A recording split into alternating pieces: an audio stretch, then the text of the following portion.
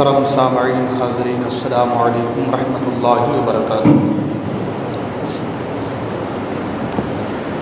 الحمدللہ وکفا، سلام علی عبادہ الذین اصطفیٰ، اما بعد فاعوذ باللہ من الشیطان الرجیم، بفضلک بسم اللہ الرحمن الرحیم، انما یرید اللہ لیذھب عنکم الرجس اہل البیت ویطہرکم تطہیرا۔ آمنت باللہ، صدق اللہ المولانا العلی العظیم، وصدق رسولہ النبی الامین الامی المکین المتین المبین الرؤوف الرحیم الکریم۔ درود پاک پڑھیں۔ اللہم صلی علی سیدنا مولانا محمد معدن الجود والکرم، منبع العلم والحلم والحکم، والہ الکرام ابنہ الکریم، بارک وسلم صلو علیہ صلاۃ و سلام علیک یا رسول اللہ صلی اللہ تعالی علیہ وسلم۔ منقبت امام حسین رضی اللہ تعالی عنہ کے 2-3 اشعار پیش کرنے کی سعادت حاصل کر رہا ہوں۔ توجہ کا طالب ہوں، توجہ کے ساتھ سماعت فرمائیں۔ جو بھی اشعار ہیں اس میں تمام تر اشعار کربلا کے حوالے سے ہیں۔ رہیں گے حشر تک باقی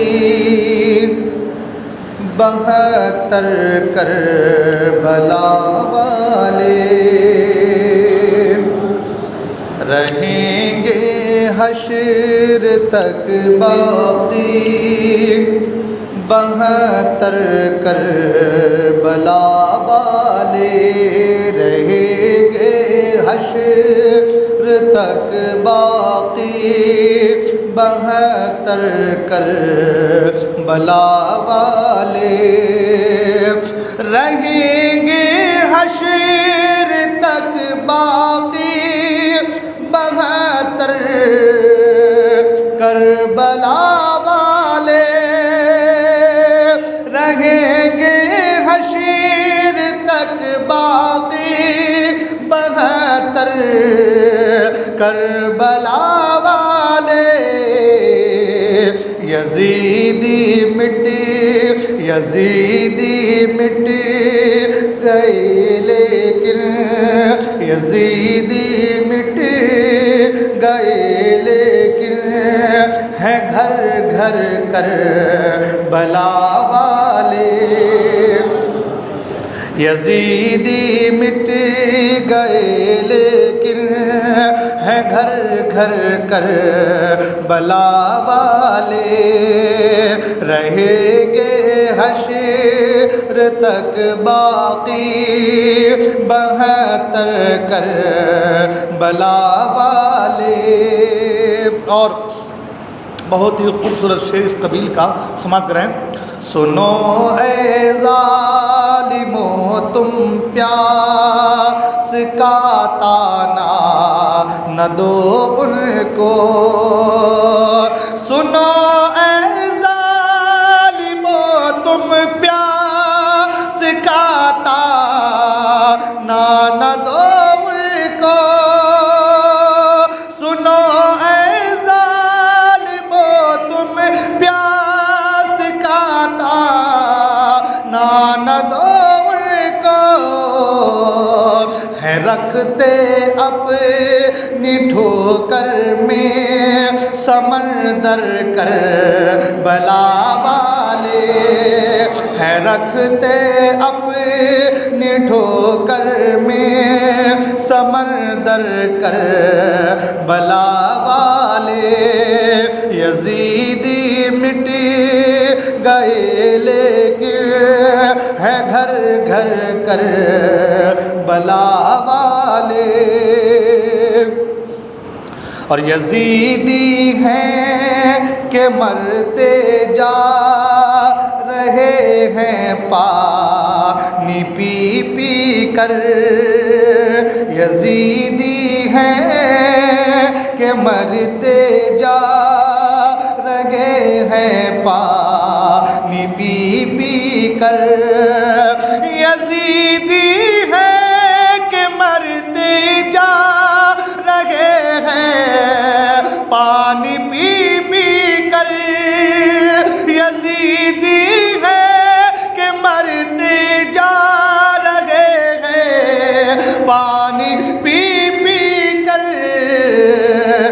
پیاسے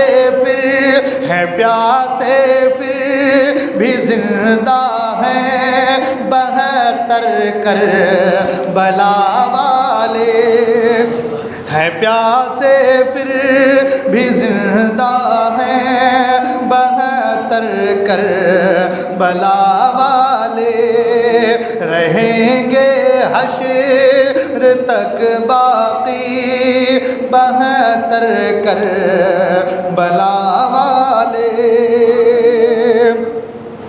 اور یزیدی فوج تھر تھر کانپ اٹھی، شل ہوئے بازو، یزیدی فوج تھر تھر کانپ اٹھی، شل ہوئے بازو، یزیدی فوج تھر تھر کانپ اٹھی، شل ہوئے بازو، چلے جبرن میں سج کر پیارے اکبر کربلا والے، چلے جبرن میں سج کر پیارے اکبر کربلا والے، رہیں گے حشر تک باقی 72 کربلا والے۔ اور آخری شعر، جو دنیا میں لگاتے ہیں سبیل سید الشہداء، جو دنیا میں لگاتے ہیں سبیل سید الشہداء، جو دنیا میں لگاتے ہیں سبیل سید الشہداء، جو دنیا میں لگاتے ہیں سبیل سید الشہداء، پلائیں گے انہیں محشر میں کوثر کربلا والے، پلائیں گے انہیں محشر میں کوثر کربلا والے، یزیدی مٹی گئے لیکن ہے گھر گھر کربلا والے۔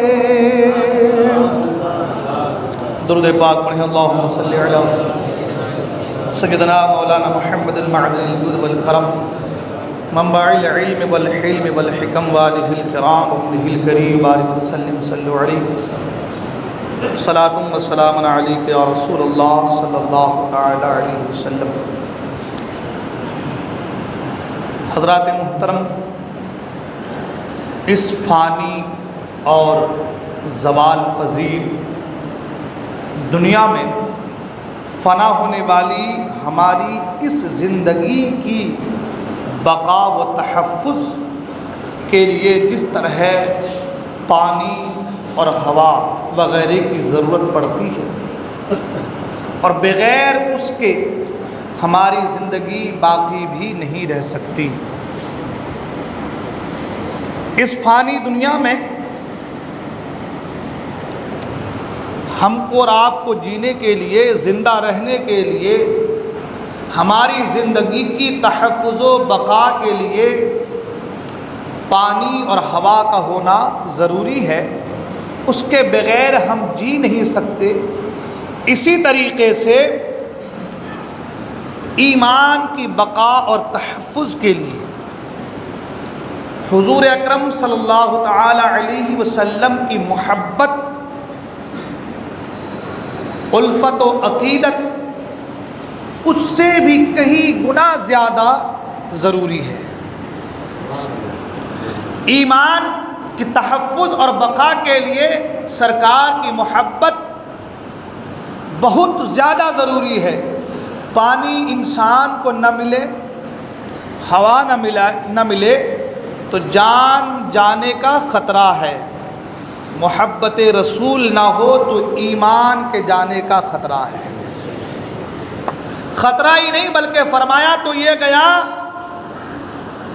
اللہ تبارک و تعالیٰ نے قرآن مجید میں ارشاد فرمایا قل ان کان آباؤکم وابناؤکم واخوانکم وازواجکم وعشیرتکم واموال اقترفتموها وتجارة تخشون کسادها ومساکن ترضونها احب الیکم من اللہ ورسولہ وجہاد فی سبیلہ۔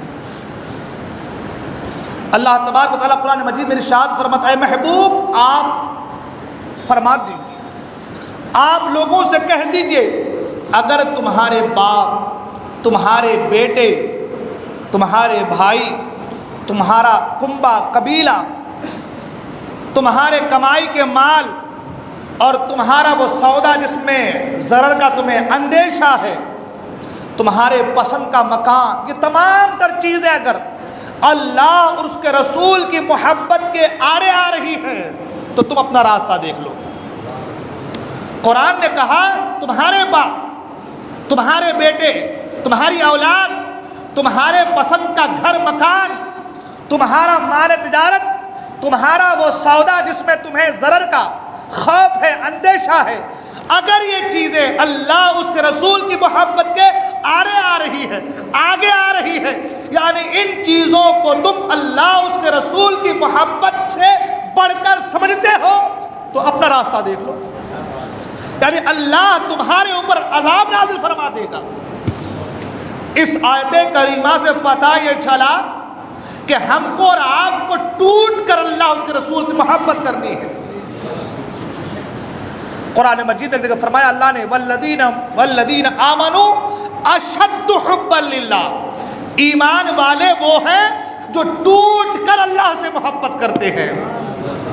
ایمان والوں کی نشانی ہے یہ کہ وہ جب محبت کرتا ہے تو دنیا کو نہیں دیکھتا، مال و متاع کو نہیں دیکھتا، کنبہ کو نہیں دیکھتا، پریوار کو نہیں دیکھتا، سودے کے گھاٹے نقصان کو نہیں دیکھتا، وہ یہ دیکھتا ہے کہ محبت کس کی ہے، وہ یہ دیکھتا ہے کہ محبت کس کی ہے۔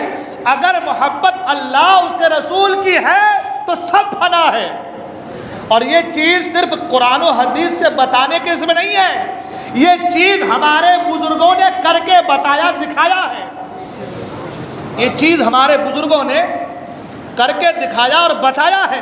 آپ نے بارہا سنا ہے ابراہیم علیہ السلام کے تعلق سے، جان کا نذرانہ بھی پیش کیا، اولاد کی قربانی بھی پیش کی، مال و متاع بھی پیش کیا۔ نوح علیہ السلام جب کشتی پر سوار ہوئے، بیٹے کو بلانا چاہا، اللہ نے کہا مت بلاؤ، چھوڑ دو، چھوڑ دیا، بیٹے کو چھوڑ دیا ڈوبنے کے لیے، کس کی محبت میں؟ اللہ کی محبت میں۔ بیٹے کو قربان کا ابراہیم نے کس کی محبت میں؟ اللہ کی محبت میں۔ زکریا علیہ السلام پر آڑی چلایا گیا، آڑی چلی، جسم کے دو ٹکڑے ہوئے، اپنے آپ کے جسم کے دو ٹکڑے کروا دیا، کس کی محبت میں؟ اللہ کی محبت میں۔ موسیٰ علیہ السلام پر ظلم و ستم کے پہاڑ توڑے گئے، تمام چیزیں برداشت کی، کس کی محبت میں؟ اللہ کی محبت میں۔ کبھی اپنے گاؤں سے نکلے ہیں، اپنے گھر کو خیر آباد کہا ہے۔ حضور اکرم صلی اللہ علیہ وسلم کی زندگی کا آپ مطالعہ کریں تو معلوم چلے گا، سرکار جب ہجرت کی رات مکہ مکرمہ سے مدینہ منورہ کے روانہ ہو رہے ہیں تو آپ یہ کہہ رہے ہیں اے کعبہ، اے مکہ شہر، اے مکہ معظمہ، تو مجھے جان سے، تو مجھے بہت عزیز ہے، بہت محبوب ہے، اگر میری قوم مجھے یہاں سے نکالنے کی کوشش نہ کرتی تو میں تجھے چھوڑ کر نہیں جاتا۔ اس مقدس شہر کو، جس مقدس شہر کے تعلق سے قرآن مجید میں اللہ فرماتا ہے لا اقسم بہذا البلد، اس مقدس شہر کو چھوڑتے ہیں مصطفیٰ کریم کس کی محبت میں؟ اللہ کی رضا کے لیے، اللہ کی محبت کے لیے، اور آپ قریب ہوتے چلے جائیں، اور آپ قریب ہوتے چلے جائیں۔ حضرت بلال حبشی پر کوڑے برسائے جا رہے ہیں، گرم ریت پر لٹایا جا رہا ہے، پتھر سینے پر رکھے جا رہے ہیں، کس کی محبت میں؟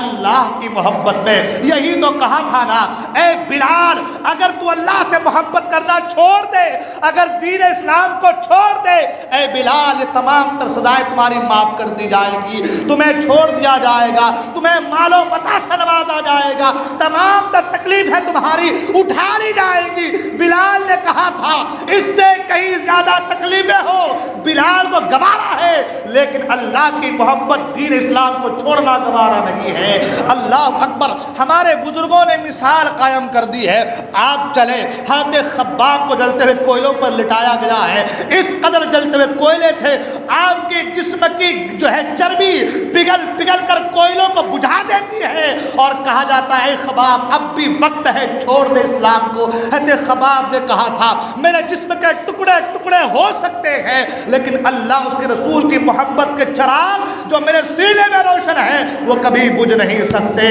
قرآن نے یہی تو فرمایا ہے، قرآن نے یہی تو درس دیا ہے، والذین آمنوا اشد حبا للہ، جو ایمان والے ہوتے ہیں، ایمان کا تقاضا یہ ہوتا ہے، ایمان کے اندر طاقت یہ ہوتی ہے، وہ تمام تر تکالیف کو برداشت کرتے ہیں، لیکن اللہ اس کے رسول کی محبت سے روگردانی نہیں کرتے۔ اور آگے بڑھے تو قرآن کی بات تھی، حدیث مصطفیٰ سرکار خود فرماتے ہیں لا یؤمن احدکم حتی اکون احب الیہ من والدہ وولدہ والناس اجمعین۔ آقا فرماتے ہیں تم میں کا کوئی بھی اس وقت تک مومن کامل نہیں ہو سکتا جب تک کہ میری محبت اس کے سینے میں اپنی اولاد کی محبت سے زیادہ نہ ہو جائے، اپنے باپ کی محبت سے زیادہ نہ ہو جائے، اپنے بچوں کی محبت سے زیادہ نہ ہو جائے۔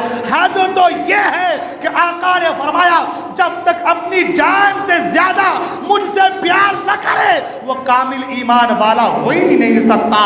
حضرت عمر فاروق اعظم نے کہا تھا یا رسول اللہ صلی اللہ تعالی علیہ وسلم میں اپنے باپ سے زیادہ، اپنی ماں سے زیادہ، اپنی اولاد سے زیادہ آپ سے محبت کرتا ہوں۔ آقا کریم نے فرمایا تھا اے عمر فاروق اعظم سنو، میری محبت جب تک اپنی جان سے زیادہ کسی کے سینے میں نہ ہو وہ کامل مومن نہیں ہو سکتا۔ فوراً حضرت عمر فاروق اعظم کے سینے میں میرے مصطفیٰ کریم کی یہ بات بیٹھ گئی اور کہا یا رسول اللہ میں اپنی جان سے زیادہ آپ سے محبت کرتا ہوں۔ آقا کریم نے فرمایا یہ ایمان والوں کی نشانی ہے کہ ایمان والے اپنی جان سے زیادہ ٹوٹ کر کے اللہ اس کے رسول سے محبت کرتے ہیں، اللہ اس کے رسول سے پیار کرتے ہیں۔ حضرات محترم میرا آج کا ٹاپک یہ نہیں ہے، محبت رسول آج کا عنوان نہیں ہے، میں آج اہل بیت اطہار کے تعلق سے کچھ باتیں کرنا چاہتا ہوں، لیکن ایک تمہیدی جملوں میں ان باتوں کو عرض کرنے کا مقصد یہ ہے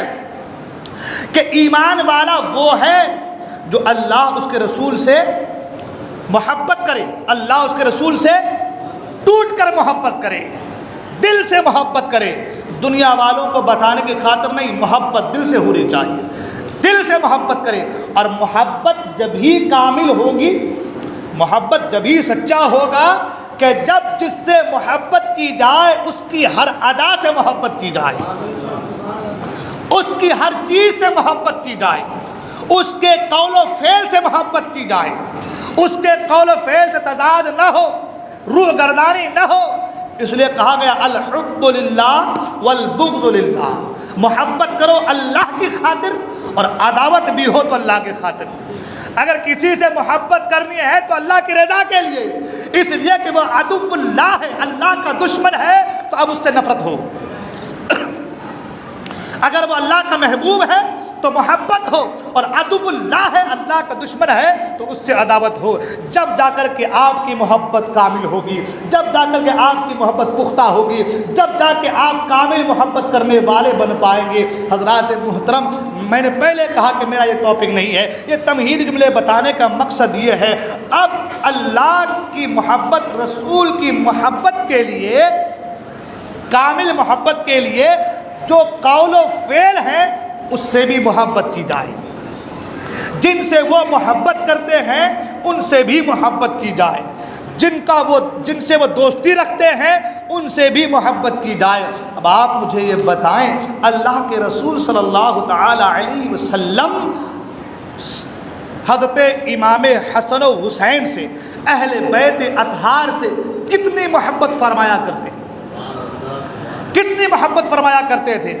اب اگر کوئی حسنین کریمین یا اہل بیت اطہار کی شان میں گستاخی کرے، ان سے بغض رکھے، ان سے عداوت کرے، تو کیا وہ رسول کا پکا چاہنے والا ہو سکتا ہے؟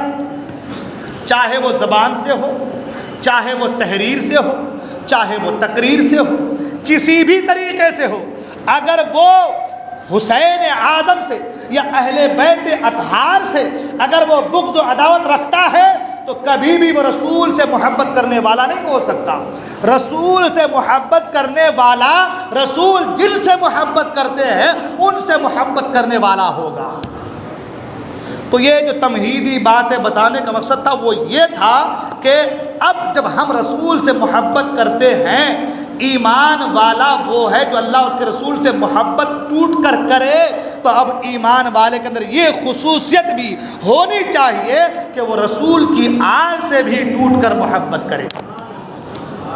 اب ان کے اندر یہ چیز بھی ہونی چاہیے کہ وہ رسول کی آل سے ٹوٹ کر محبت کرے، وگرنہ وہ یہ سوچے کہ ہم رسول سے محبت کر رہے ہیں، آل سے محبت کرنے کی کوئی ضرورت نہیں، ہم رسول سے پیار کر رہے ہیں کافی ہے، آل سے محبت کرنے کی کوئی ضرورت نہیں، تو پھر یوں سمجھ لیں کہ اس کی جو محبت ہے وہ کامل نہیں ہے، اس کی جو محبت ہے وہ پختہ نہیں ہے۔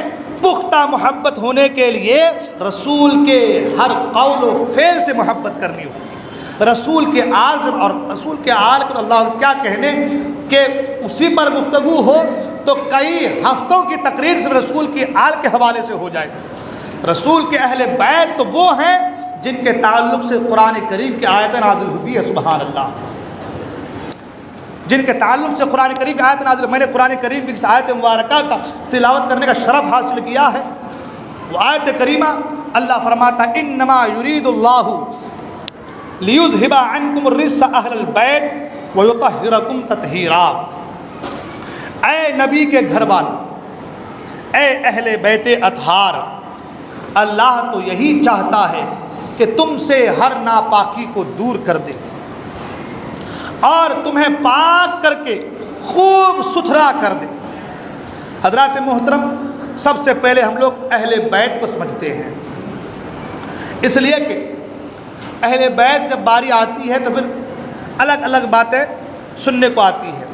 اہل کا معنی ہوتا ہے والا، اہل کا معنی ہوتا ہے والا، جیسے ہم کہتے ہیں اہل قلم یعنی قلم والا، اہل زبان زبان والا، اہل رائے رائے دینے والا، رائے والا ہے نا، یہ تو کہتے ہیں نا، اہل علم علم والا۔ تو اہل کا معنی ہوتا ہے والا، کیا معنی ہوتا ہے؟ اور بیت کے معنی گھر، تو اہل بیت یعنی گھر والا، اہل بیت کا معنی ہوا گھر والے۔ اب یہ جو آیت کریمہ نازل ہوئی ہے یہ اہل بیت کے حق میں نازل ہوئی ہے، تو اہل بیت میں کون کون لوگ شامل ہیں؟ اہل بیت میں کون کون لوگ شامل ہیں؟ دیکھیں، اہل بیت تین طرح کے لوگ ہیں۔ کتنے طرح کے لوگ ہیں؟ تین طرح کے۔ ایک وہ جو سرکار کے گھر میں پیدا ہوئے، گھر والے، مطلب اہل بیت وہی کہتے ہیں نا، اہل بیت مطلب گھر والے۔ تو سرکار کے گھر میں پیدا ہوئے، سرکار کے بیٹے حضرت قاسم ہے نا، طیب و طاہر، تو ایک تو وہ اہل بیت، اور ایک وہ جو سرکار کے گھر میں پیدا ہوئے لیکن نکاح کے بعد دوسرے گھر میں چلے گئے، جیسے سرکار کی بیٹیاں حضرت زینب ہے، حضرت کلثوم ہے، حضرت فاطمہ زہرا ہے، اور ایک وہ جو پیدا تو دوسرے کے گھر میں ہوئے لیکن سرکار کے گھر میں آ گئے، جیسے کہ سرکار کی ازواج مطہرات، سرکار کی بیویاں۔ گھر والے کسے کہتے ہیں؟ جو گھر کے اندر ہو۔ گھر والے کسے کہتے ہیں؟ جو گھر کے اندر ہو۔ اب گھر کے اندر تین طرح کے لوگ ہوتے ہیں، ایک تو بیٹے جو گھر میں ہی پیدا ہوئے، گھر میں رہنے والے ہیں نا، گھر والے۔ ایک بیٹیاں جو پیدا تو یہاں ہوئی مگر نکاح کے بعد دوسرے گھر میں چلی گئی، اور ایک وہ بیویاں جو پیدا تو دوسرے کے گھر میں ہوئی لیکن شادی کے بعد یہاں بیاہ کر کے یہاں آ گئی تو اس گھر میں آ گئی تو گھر والے ہو گئے. 3 طرح کے لوگ ہیں نا. تو اب 3 طرح کے لوگ اہل بیت میں شامل ہیں. 3 طرح کے لوگ اہل بیت میں شامل ہیں. اور قرآن نے کہا کہ اے اہل بیت، اے نبی کے گھر والوں. وہاں پر کسی کی تشخیص نہیں ہے. ہاں یہ مراد نہیں لیا قرآن مجید میں کہ یہاں بیٹیاں مراد ہے یا بیویاں مراد ہے یا بیٹے مراد ہے. یہ تشخیص تو ہے نہیں. کیا کہا؟ اے نبی کے گھر والوں، ہے نا. اب جب یہ کہا کہ اے نبی کے گھر والوں، یعنی اے اہل بیت، اللہ تو چاہتا یہی ہے کہ تم سے تمام تر ناپاکی کو دور فرما دے. تو اب اس میں علماء میں اختلاف پیدا ہو گیا. کچھ نے کہا کہ یہاں مراد سرکار کی بیٹیاں ہیں، کچھ نے کہا یہاں مراد جو ہے سرکار کے ازواج ہیں، سرکار کی بیویاں ہیں. اور کچھ نے کہا کہ یہاں مراد اہل بیت سے مراد حضرت علی، فاطمہ، حسن و حسین ہیں. اور سب نے اپنی اپنی دلیلیں بھی پیش کی. سب نے اپنی اپنی دلیلیں بھی پیش کی. کچھ اس طرف گئے اور کچھ اس طرف گئے. جن کا موقف یہ رہا کہ اس سے مراد بیویاں ہیں، انہوں نے یہ دلیل پیش کی کہ یہاں پر 5 سے 7 آیتیں تواتر کے ساتھ جو نازل ہوئی ہیں وہ بیویوں کے تعلق سے ہیں. 5 سے 7 آیتیں نازل جو ہوئی ہیں وہ تواتر سے بیویوں کے تعلق سے، سرکار کے ازواج کے تعلق سے ہے. اب بیچ میں اہل بیت سے مراد اگر آپ علی، فاطمہ، حسن، حسین کو لے لیں گے تو یہ سمجھ میں نہیں آتا. چلو کہ یہ کچھ نے کہا کہ نہیں، عربی لغت میں، عربی زبان میں یہ چیزیں ہوتی ہیں کہ بات کر دی جائے تو بیچ میں کسی کا ذکر بھی آ جاتا ہے، ہوتا ہے ایسا. اور پھر انہوں نے اس کے تعلق سے حدیثیں بھی جو ہے ان کے موقف کے اعتبار سے حدیثیں بھی پیش کی. اب کچھ نے کہا کہ یہاں مراد بیویاں، کچھ نے کہا کہ یہاں مراد حضرت علی، فاطمہ، حسن، حسین ہیں. مگر جن میں زیادہ لوگ، جمہور کا جو قول ہے، انہوں نے یہ کہا کہ اس سے مراد یہاں پر حضرت علی، حضرت فاطمہ، حسن و حسین ہیں. اس لیے کہ جہاں بھی اہل بیت کا ذکر آتا ہے تو وہاں اہل بیت سے مراد ان چاروں کو ہی لیا گیا ہے. اسی لیے یہاں بھی اہل بیت سے مراد یہی چاروں لوگ ہیں. یہاں بھی اہل بیت سے مراد یہی چاروں لوگ ہیں. اور اس کے تعلق سے بہت سارے دلائل بھی احادیث مبارکہ کی روشنی میں انہوں نے پیش کی. اس میں ایک حدیث جو ہے حضرت ام سلمہ کے حوالے سے بھی ہے. حضرت ام سلمہ فرماتے کہ سرکار جو ہے اپنے چادر میں حسن و حسین کو لیے ہوئے ہیں، حضرت فاطمہ بھی ہیں، علی بھی ہیں، اور میں نے بھی چاہا کہ میں نے اس چادر کے اندر میں بھی شامل ہو جاؤں. سرکار نے فرمایا یہ میری اہل بیت ہے. حضرت ام سلمہ کہتی ہے کہ میں بھی اس چادر میں داخل ہونا چاہا. سرکار نے کہا ام سلمہ رک جاؤ، تم جہاں پر بھی ہو خیر پر ہو، تم جہاں پر بھی ہو بھلائی پر بھی ہو. تو صحابہ کہتے ہیں کہ سرکار جب یہ کہا کہ یہ میری اہل بیت ہے تو اب واضح ہو گیا کہ یہاں مراد حضرت علی، فاطمہ، حسن، حسین ہے.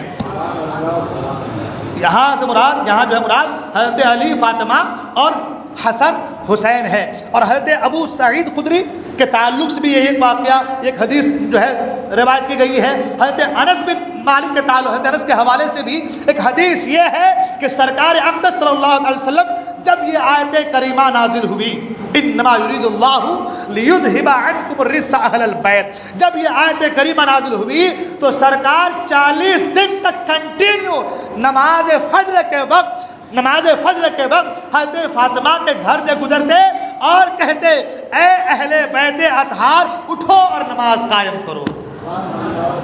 تو صحابہ کہتے ہیں کہ جب سرکار 40 دن تک، اور ایک روایت میں یہ ہے کہ 6 مہینے تک، ایک روایت میں یہ ہے کہ 6 مہینے تک سرکار گزرے اور فرمایا اے اہل بیت اطہار اٹھو اور نماز قائم کرو. تو صحابہ کہتے ہیں کہ اس آیت سے مراد یہاں پر جو کہا گیا ہے اے اہل بیت، اللہ تمہیں پاک و صاف کرنا چاہتا ہے، اللہ تو چاہتا یہی ہے کہ تمہیں گناہوں سے پاک و صاف کر دے. تو یہاں مراد حضرت علی، فاطمہ، حسن، حسین ہے. اب اہل سنت والجماعت کا طریقہ، اہل سنت جماعت کا طریقہ یہ ہے کہ ہم سرکار کی اہل بیت کو پاک و صاف مانتے ہیں. سبحان اللہ. ازواج مطہرات کے حوالے سے ہو، ازواج مطہرات کے حوالے سے ہوں، وہ بھی پاک و صاف ہیں، اللہ نے اپنے فضل سے انہیں بھی پاک و صاف کیا ہے۔ آپ مجھے بتائیں کہ سرکار کا ہاتھ اگر آٹے میں لگ جائے اور اس آٹے کو روٹی کی شکل میں اسے بیل کر کے اسے تنور میں ڈال دیا جائے تو آگ اس پر اثر نہ کرے، آگ اس پر اثر نہ کرے۔ جس دسترخوان سے سرکار ہاتھ پوچھ لے اسے آگ میں ڈال دیا جائے تو دسترخوان دھلایا ہوا پاک و صاف ہو کر کے باہر آ جائے۔ ایک کپڑا اگر مصطفیٰ کے ہاتھ سے لگ جائے وہ پاک و صاف ہو کر کے آگ سے باہر نکلے۔ ایک آٹا اگر مصطفیٰ کے ہاتھ سے لگ جائے تو اس پر جہنم کی آگ اثر نہ کرے۔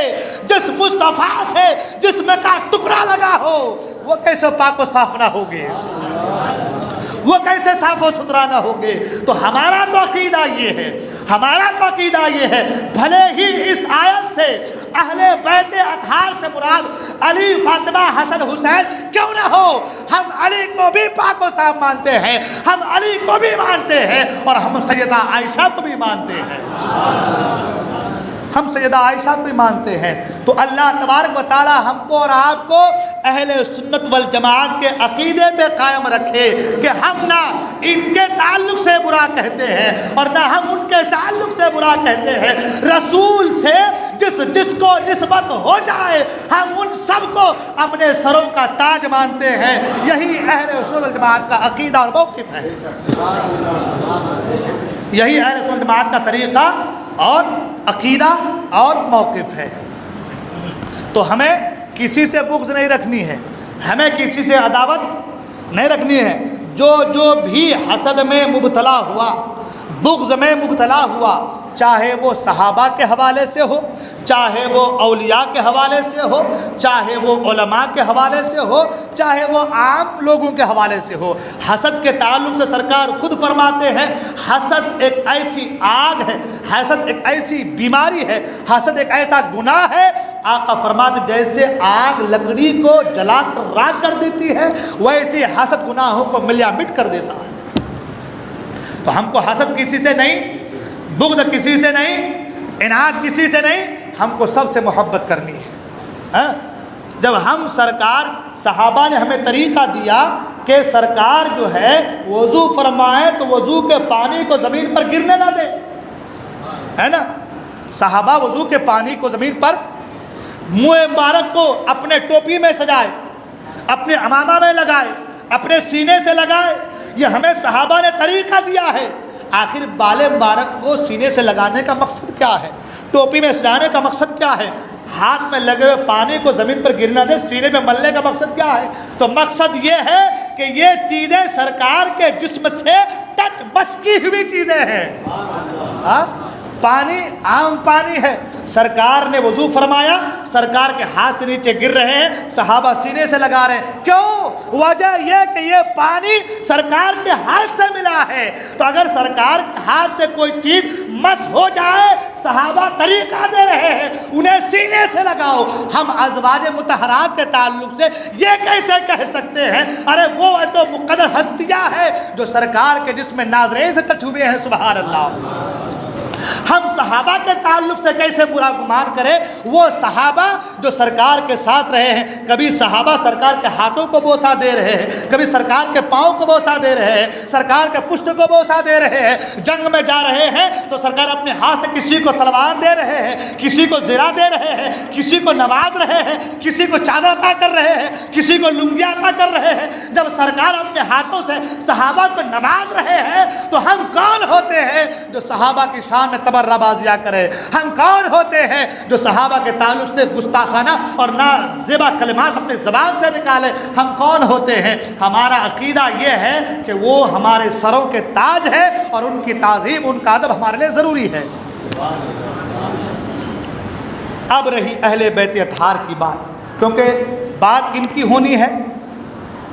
اہل بیت اطہار کی۔ یوں تو اہل بیت اطہار کے تعلق سے بے شمار فضائل اور محاسن جو ہے موجود ہیں، قرآن میں بھی بارہا ذکر آیا ہے، اور جو ہے احادیث مبارکہ میں ہی میں بھی بار بار جو ہے اہل بیت اطہار کا ذکر آیا ہے۔ حضرات محترم، ایک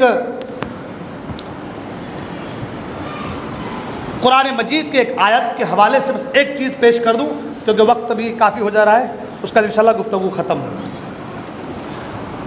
قرآن مجید میں ایک آیت ہے، اللہ تعالیٰ ارشاد فرماتا ہے فَمَنْ حَاجَّكَ فِيهِ مِن بَعْدِ مَا جَاءَكَ مِنَ الْعِلْمِ فَقُلْ تَعَالَوْا نَدْعُ آبَاءَنَا وَأَبْنَاءَكُمْ وَنِسَاءَنَا وَنِسَاءَكُمْ وَأَنفُسَنَا وَأَنفُسَكُمْ ثُمَّ نَبْتَهِلْ فَنَجْعَلْ لَعْنَةَ اللَّهِ عَلَى الْكَاذِبِينَ۔ اللہ تبارک و تعالیٰ قرآن مجید ارشاد فرماتا ہے، اے محبوب،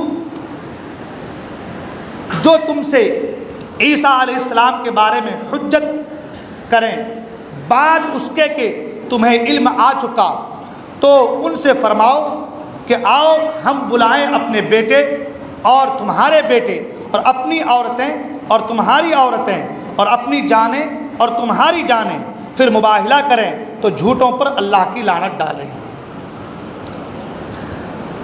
اس آیت کریمہ کا شان جو نزول ہے وہ یہ ہے کہ نجران کے عیسائیوں کا ایک وفد جو ہے 60,000 لوگوں کو لے کر کے سرکار کی بارگاہ میں آیا اور آ کر کہا کہ آپ عیسیٰ علیہ السلام کے بارے میں کیا کہتے ہیں؟ اللہ کے رسول صلی اللہ علیہ وسلم نے فرمایا کہ عیسیٰ علیہ السلام اللہ کے بندے، اللہ کے نبی ہیں، اللہ کے بندے ہیں۔ انہوں نے یہ سوچا کہ جب ہم ان کے پاس 60,000 لوگوں کا لشکر لے کر کے جائیں گے اور ان سے سوال کریں گے تو سرکار یہ کہیں گے کہ عیسیٰ علیہ السلام معاذ اللہ کے بیٹے ہیں، کیونکہ وہ لوگ عیسیٰ علیہ السلام کو اللہ کا بیٹا یا پھر خدا مانتے تھے، اللہ مانتے تھے، معاذ اللہ۔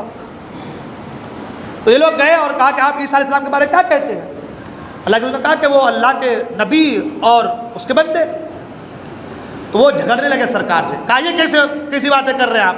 کہ آپ نے دیکھا ہے عیسیٰ علیہ السلام کے تعلق سے، جانتے ہیں آپ کہ عیسیٰ علیہ السلام بغیر باپ کے دنیا میں آئے ہیں۔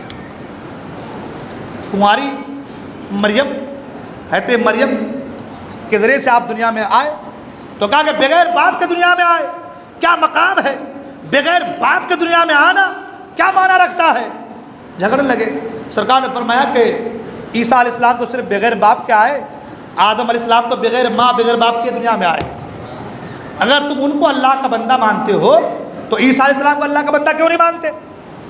جب یہ دلیل سرکار نے دی تو چاہیے تو یہ تھا کہ وہ مان لیں، مگر وہ نہیں مانے، ضد پہ اڑے رہے۔ جانتے ہیں نا کہ جب انسان کو آپ دلیل دے دیں نا اور اس کے پاس کوئی جواب نہ ہو تو پھر وہ جھگڑنے لگتے ہیں۔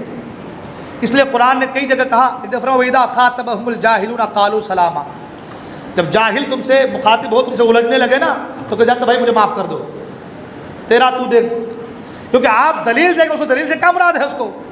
اس کو تو اپنی ہٹ دھرمی چلانی ہے نا، اس کو تو اپنی ہٹ دھرمی چلانی ہے۔ اب سرکار نے دلیل دی تو چاہیے تو یہ تھا کہ وہ مان لیتے، مگر وہ مانے جھگڑا کرنے پہ اتر آئے۔ اللہ تبارک تعالیٰ نے قرآن کریم کی آیت کریمہ نازل فرما دی اور کہا کہ محبوب جب وہ لوگ جھگڑتے ہیں آپ سے، ان سے کہہ دیں کہ جاؤ تم اپنے بیٹوں کو بلاؤ، اپنی عورتوں کو لے کر کے آؤ اور تم خود ساتھ آؤ، تمہاری جانیں بھی ہوں، تمہارے بیٹے بھی ہوں، تمہاری عورتیں بھی ہوں اور تمہاری جانیں بھی ہوں، اب تم ہمارے لیے بد دعا کرو، ہم تمہارے لیے بد دعا کریں۔ اس کو مباہلہ کہا گیا ہے کہ بھئی ہم تمہارے لیے بد دعا کریں، تم ہمارے لیے کرو، اللہ سے بد دعا، اللہ کے بارے میں دعا کرو، ہے نا، اللہ کے بارے میں تم دعا کرو، جو سچ پر ہوگا اللہ اس کی دعا سن لے گا، اور جو جھوٹا ہوگا تو لعنت اللہ علی الکاذبین، اس پر اللہ کی لعنت برسے گی، اس پر اللہ کی لعنت برسے گی۔ اللہ تبارک و تعالیٰ نے یہ آیت کریمہ نازل فرما دیا۔ اللہ کے رسول نے کہا، آیت کریمہ پڑھ کر سنا دیا اور کہا کہ دیکھو یہ آیت نازل ہوئی ہے، لہذا ایک کام کرو، تم اپنے بیٹوں کو لے کر کے آؤ، اپنی عورتوں کو لے کر کے آؤ، تم خود آؤ، ہم بھی اپنے بیٹوں کو لے کر کے آتے ہیں، اپنی عورتوں کو لے کر کے آتے ہیں، ہم خود آتے ہیں اور پھر جو ہے ایک دوسرے کے لیے دعا کرتے ہیں۔ انہوں نے کہا کہ ہمیں ایک دن کا وقت دیجیے، ایک دن کی مہلت دیجیے۔ سرکار نے کہا ٹھیک ہے۔ اب وہ دوسرے دن آنا ہے، سب لوگ ملا رہے ہیں، جو بڑے تھے ان کے، جن کو عبد المسیح کہا گیا ہے، اس کے پاس گئے کیا کرنا چاہیے، اس کے ڈیسیجن کے بغیر کوئی کام ہوتا نہیں تھا، اس کے پاس گئے کیا کرنا چاہیے۔ انہوں نے کہا سنو، جو میں جانتا ہوں اور تم بھی جانتے ہو کہ یہ نبی مرسل ہے. صحیح یہ ہے کہ یہ نبی مرسل ہے, یہ خاتم الانبیاء ہے, یہ تم بھی جانتے ہو. اب اگر ان سے تم ٹکراؤ گے تو ہلاک ہو جاؤ گے, لہذا بہتری اسی میں ہے کہ تم کچھ بھی نہ کرو اور اپنی راہ لو, اپنے گھر کو چلو. ڈسیژن ہو گیا ان کا. اب صبح کو آئے تو سرکار اقدس صلی اللہ علیہ وسلم اپنے ساتھ امام حسن کو لیے ہیں, امام حسین کو لیے ہیں, اور عورتوں کا ذکر ہے تو حضرت فاطمہ کو لیے ہیں, اور حضرت علی ساتھ میں ہیں. اللہ اکبر.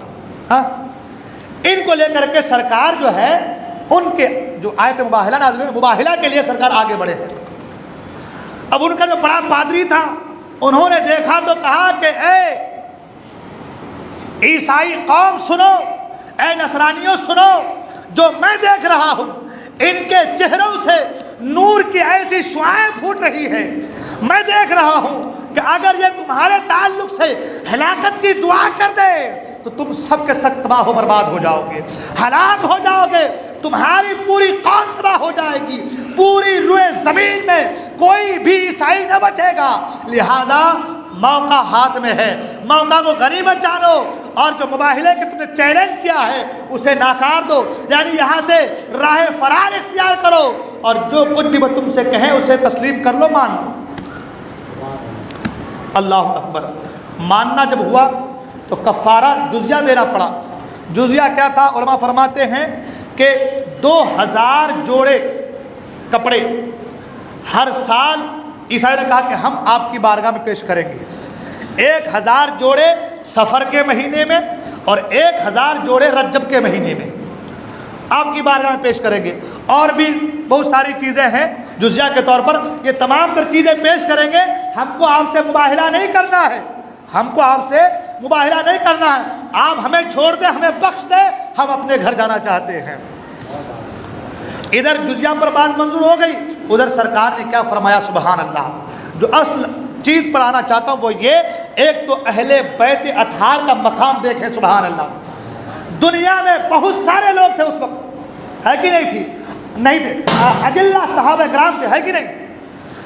ابو بکر بھی تھے, عمر بھی تھے, عثمان بھی تھے. ہاں, بڑے بڑے صحابہ کرام وقت کے, جنہیں آج دنیا جن کے فتوحات کے حوالے سے, جن کی خدمتوں کے حوالے سے اور جن کی عبادتوں کے حوالے سے ان کو جانتے ہیں. اللہ اکبر. اس دور میں اجلہ صحابہ کرام تھے, مگر سرکار نے چنا کنہیں؟ اللہ اکبر, حسنین کریمین کو چنا ہے. سبحان اللہ.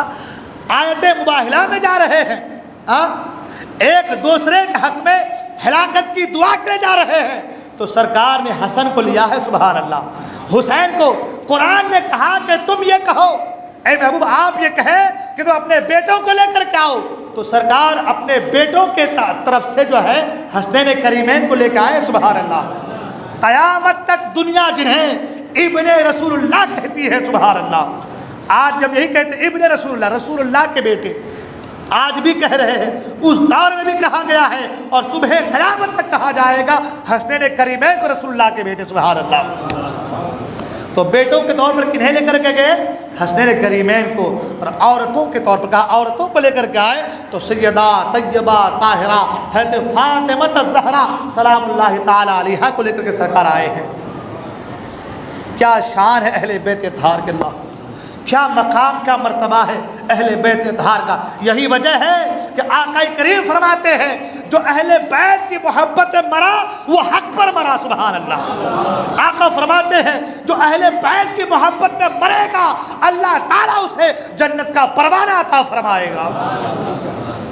سرکار فرماتے ہیں جو اہل بیت کی محبت میں مرے گا جبرائیل امین اس کی نجات کی دعا کریں گے. سبحان اللہ. وہ اہل بیت ہے. سبحان اللہ.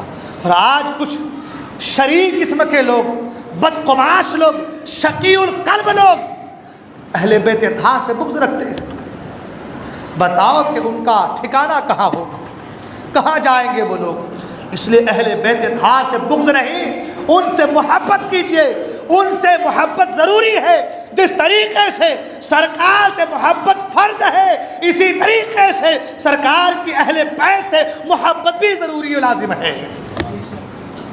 اس لیے کہ اہل بیت کی محبت عین رسول کی محبت ہے، اور رسول کی محبت عین اللہ کی محبت ہے، اس لیے اہل بیت سے محبت کیجیے۔ اب سرکار کیا فرماتے ہیں؟ سبحان اللہ، سرکار فرماتے ہیں یہ لوگ اگر مباہلہ ہم سے کر لیتے، مباہلہ کر لیتے تو آقا فرماتے ہیں ایسی تباہی ان پر آتی، ایسی تباہی آتی کہ پوری قوم، یعنی جو عیسائی آئے تھے ان کی پوری قوم ایک سال کے اندر تباہ و ہلاک برباد ہو جاتی۔ سرکار فرماتے جنگلوں میں آگ لگ جاتے، چرند و پرند سب مر جاتے، کوئی باقی نہ رہتا، اس لیے کہ یہ لوگ کن سے مباہلہ کرنے آئے تھے؟ ایک نبی سے، اور نبی کی آگ سے مباہلہ کرنے آئے تھے۔ اور فرمایا گیا کہ جس طریقے سے انبیاء میں نبی کا مقام سب سے بلند و بالا ہے، اسی طریقے سے اہل بیت میں ہر نبی و رسول کے اہل بیت سے زیادہ مقام مرتبہ والے سرکار کے اہل بیت ہے۔ سبحان اللہ، کس قدر عظیم ہیں وہ لوگ، کس قدر بزرگ ہیں وہ لوگ۔ آج ہم اور آپ، ہمارا شیوا یہ ہونا چاہیے کہ ہم ان اہل بیت اطہار کے نقوش کو اپنی مقصد حیات بنائیں، اپنی زندگی کے گزارنے کا طریقہ بنائیں، ان کے طریقے کو دیکھیں، ان کی زندگیوں کو فالو کریں، اور انہیں کے نقش قدم پر چل کر کے اپنی زندگیوں کو بہتر بنانے کی کوشش کریں۔ مگر افسوس تو یہ ہے کہ آج ہم صرف کہہ دیتے ہیں کہ ہم اہل بیت اطہار کے ماننے والے ہیں، ان سے محبت کرنے والے ہیں، مگر نمازی کوئی نہیں۔ 10 دن روزہ رکھ کر کے آدمی بتا دے گا کہ میں محب اہل بیت ہوں، مگر بے نمازی تو کیا فائدہ ہوا؟ مگر نماز کو ترک کر دے تو کیا فائدہ ہوا؟ آپ تاریخ پڑھ کے دیکھیں تو آپ کو معلوم چلے گا اہل بیت اطہار کے کسی بھی فرد سے کبھی کوئی نماز رہ گئی ہو، کسی بھی کتاب میں آپ کو یہ چیز نہیں ملے گی۔ اس لیے میرے دوستوں، محبت یہ نہیں ہے کہ صرف 10 دن روزہ رکھا جائے، صرف سبیلیں لگا دی جائے، صرف یہ کہہ دیا جائے کہ ہم اہل بیت سے محبت کرنے والے ہیں، بلکہ طریقہ یہ ہونا چاہیے کہ ان کے نقش قدم پر چلا جائے تو واقعی وہ اہل بیت سے محبت کرنے والا ہے۔ ہمارے ابھی 10 دن کے محرم کا جلوس ہے، نوجوان باہر بیٹھتے ہیں، اندر نہیں آئیں گے، ان کو آپ کوئی عہدہ دیجیے تب وہ اندر آئیں گے، تب وہ مجلس میں بیٹھیں، عہدہ دیجیے آپ ان کو، آپ میلاد کا سیکرٹری بنا دیجیے، صدر بنا دیجیے، معاون بنا دیجیے، خزانچی بنا دیجیے، کچھ نہ کچھ بنا دیجیے، یا پھر کم سے کم اتنا اس کے پاس جائیے، آؤ بھائی اندر، بھائی تمہاری مہربانی، اگر اندر آ گئے تو ان کے بعد ریکویسٹ کرو، ہاتھ جوڑو، پاؤں جوڑو، تو وہ آئیں گے اندر۔ آنا کا بھوکا ہے سب آنا کے بھوکے ہیں۔ دل سے کوئی نہیں چاہتا کہ میں مجلس میں بیٹھوں، مجھے بلایا جائے بار بار تو مجلس میں بیٹھوں، میری بھی کچھ اوقات ہے، کچھ حیثیت ہے میری بھی، ہماری ریپوٹیشن خراب ہو جائیں گی، بغیر بلائے ہم چلے جائیں گے۔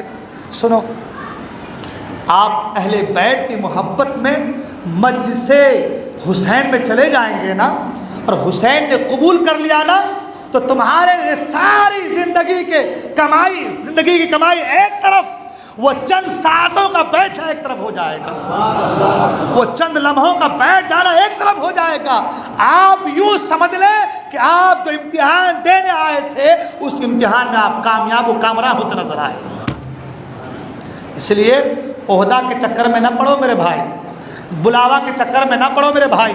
وہ جو ہے کم بخت قسم کے لوگ ہیں جو حسین کی محفل سے دور بیٹھتے ہیں، وہ کم بخت قسم کے لوگ ہیں، ان کا جو مقدر ہوتا ہے نا وہ سویا ہوا ہوتا ہے۔ بدبخت تو ہم نہیں کہیں گے، کم بخت ضرور کہیں گے۔ جو باہر ادھر ادھر بیٹھ کر کے باتوں میں مصروف رہتے ہیں، سنیں تو اچھی بات ہے، لیکن باہر بیٹھ کر آپ جو ہے گپوں میں رہتے ہیں اور سوچتے ہیں کہ بھائی میں بہت بڑا انسان ہوں، بہت بڑا آدمی ہوں، تو یہ تمہاری سوچ غلط ہے۔ تم سے زیادہ ذلیل اور حقیر انسان دنیا میں کوئی نہیں ہو سکتا جو انا کا پجاری ہو۔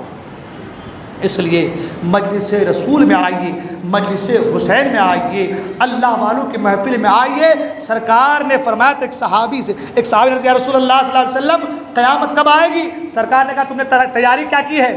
قیامت کی تیاری کچھ کی ہے؟ اس نے کہا رسول اللہ میں کچھ نہیں کیا، نماز بھی نہیں، روزہ بھی نہیں، حج بھی نہیں، زکات بھی نہیں، مجھے کسی پر کوئی بھروسہ نہیں ہے، مگر یا رسول اللہ میں اللہ سے اس کے رسول سے محبت کرتا ہوں، میں اللہ کے رسول سے محبت کرتا ہوں۔ سرکار نے فرمایا جس سے محبت کرتے ہو اسی کے ساتھ رہو گے، سبحان اللہ۔ تو اگر حسین سے محبت ہے، اگر حسین کی محفل میں آئیں گے تو حسین قیامت کے میدان میں اپنے ہاتھوں سے بھر بھر کے جام کوثر پلائیں گے۔ لہٰذا اے میرے دوستوں نوجوان ساتھیوں، آنا کا پجاری نہ بنو، حسد میں مبتلا نہ رہو، ادھر ادھر کی باتوں میں مصروف نہ رہو، یہ تمام تر باتوں کو چھوڑ دو۔